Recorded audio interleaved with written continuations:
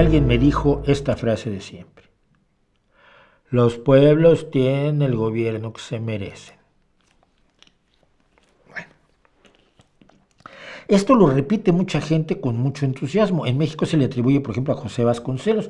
José Vasconcelos fue un señor que en un principio era un tipo decente, luego se volvió nazi. Fue el fundador de la Universidad Nacional Autónoma de México, le creó un lema absolutamente inane que no significa nada: por mi raza hablará el espíritu.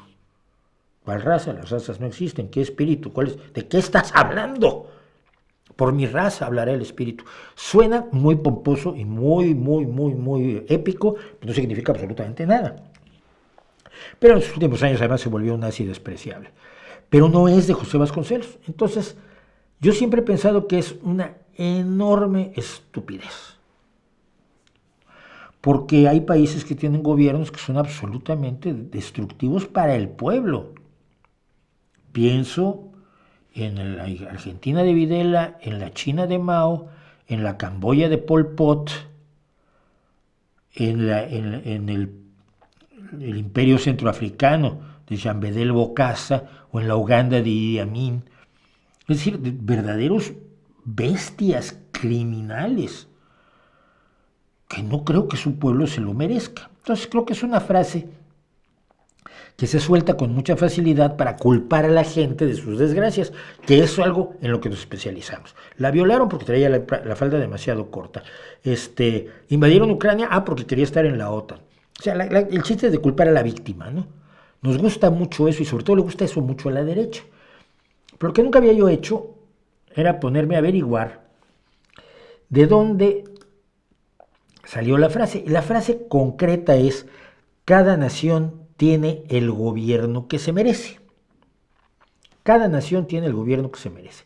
Y el autor real, originario de esta frase, es este señor con esta cara de rómpeme los dientes, tiene una cara de lléname la cara de dedos, tremebundo, que es Joseph de Maistre, filósofo, tenía que ser, en este caso un filósofo además reaccionario y enemigo de la Ilustración, que por supuesto vive precisamente en los años de la Revolución Francesa y posteriores a la Revolución Francesa, a la idea de la Ilustración y todo esto que odiaron muchos y que muchos odian hoy todavía. Gran parte de la derecha de hoy es enormemente antiilustrada. Entonces, decía Joseph de Maistre que había que levantarse contra la teofobia del pensamiento moderno. Si el pensamiento moderno odia a Dios, ¿no se dan cuenta ustedes que con frecuencia mucha gente me dice que yo no es que sea yo ateo, es que odio a Dios? Como voy a odiar algo que no existe, hijo. Pero bueno, los tranquiliza. Es ese tipo de pensamiento y estamos en el siglo XVIII. Él dijo que había que rechazar este pensamiento moderno que se había desprovisto de toda referencia a la providencia divina como elemento explicativo de los fenómenos de la naturaleza y la sociedad. Claro, la divina providencia es lo que explica nada. Y conforme la biología y la ciencia iba avanzando, pues explicaba cada vez menos. Y cuando llega la Ilustración, se había expulsado a la divina providencia en muchas áreas del conocimiento humano. Joseph de Maistre, este señor con esta carita puso a Dios en el centro de todas sus doctrinas, afirmando que el Creador se manifiesta de forma misteriosa, especialmente a través de los milagros a los cuales el hombre debe responder con la oración. Para de Maistre, todo intento de justificar un gobierno racional lleva disputas irresolubles sobre la legitimidad y necesidad de toda forma de gobierno existente. Así que la legitimidad de un gobierno debe estar basada en lo convincente, pero no racional. Un líder autoritario. Fíjate cómo es ancestro de Maistre de los fascistas de hoy. Los fascistas que te dicen que la democracia no vale para nada y que lo que tienes que tener es un líder fuerte que se encargue de pensar por todos nosotros y de gobernarnos hasta el día que se muere. Fue un crítico feroz de toda forma de constitucionalismo y de liberalismo, legitimista ultramontano, legitimista de que defendía la legitimidad de la monarquía francesa, que por supuesto Dios los había nombrado reyes, creyente en el carácter divino de la autoridad y del poder y adversario implacable de todo lo que los ilustrados representaron: racionalismo, individualismo, compromiso liberal e ilustración y ciencia. Él se veía como el último defensor de la civilización, de una civilización que muere.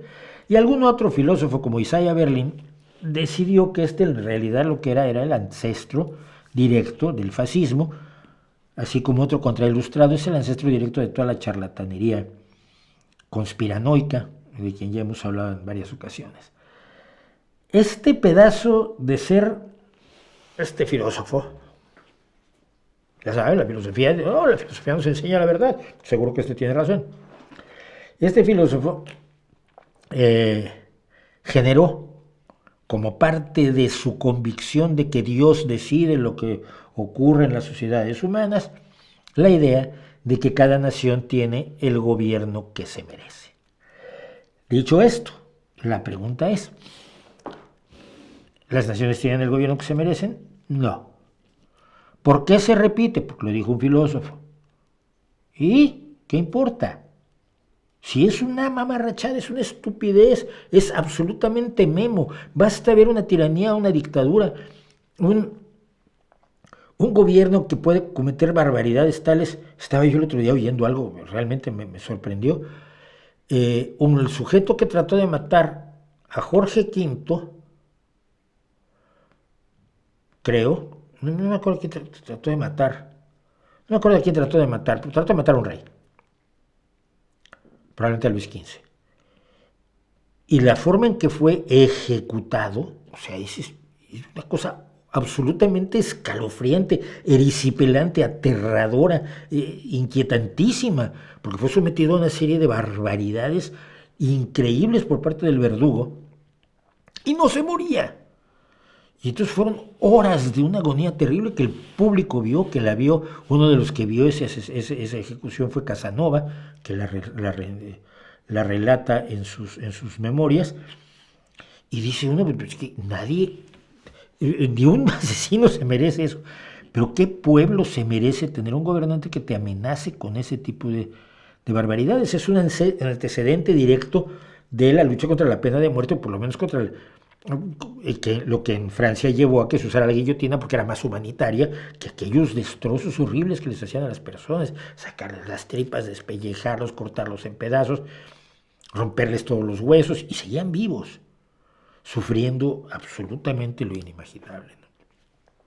No, ninguna nación se merece un gobernante que le disponga ese tipo de barbaridades y ese tipo de atropellos.